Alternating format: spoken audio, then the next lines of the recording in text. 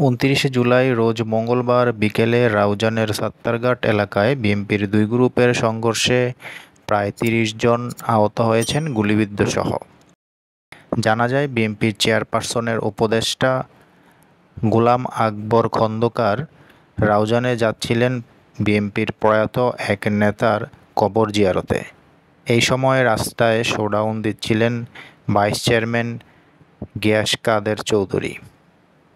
এ সময় দুপক্ষের মধ্যে দাওয়া পাল্টা দাওয়া শুরু হয়, ইটপাটকেল নিক্ষেপ ছোড়াছুড়ি শুরু হয়। এ সময় গাড়িতে আগুন দেওয়া হয় এবং একটি মোটরসাইকেলও জ্বালিয়ে দেওয়া হয়। এ সময় বিএনপির চেয়ারপারসনের উপদেষ্টা গোলাম আকবর খন্দকার জানান, হঠাৎ করেই তার উপর আক্রমণ চালায় তারা যখন বিএনপির এক প্রয়াত নেতার কবর জিয়ারতে যাচ্ছিলেন।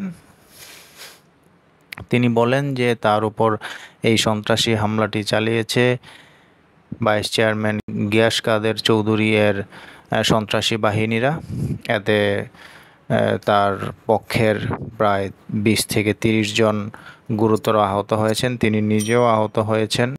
তিনি এর জন্য বিএনপির চেয়ারপারসন এবং তারেক রহমানের কাছে বিচার চেয়েছেন, যে তারেক রহমান এর কি বিচার করে সেই জন্য তিনি অপেক্ষা করবেন। কিন্তু এই সময় বিএনপি যে একটা পজিশনে রয়েছে, এই সময় যদি বিএনপি অনবরত এরকম ঘটনা ঘটাতে থাকে তাহলে বিএনপির ভবিষ্যৎ কি হবে সেটা নিয়ে যথেষ্ট সন্দিহান রয়েছে। এটা নিয়ে অবশ্যই দলের ঊর্ধ্বতন নেতাকর্মীরা ভাববেন বলে মনে হচ্ছে। ধন্যবাদ সবাইকে।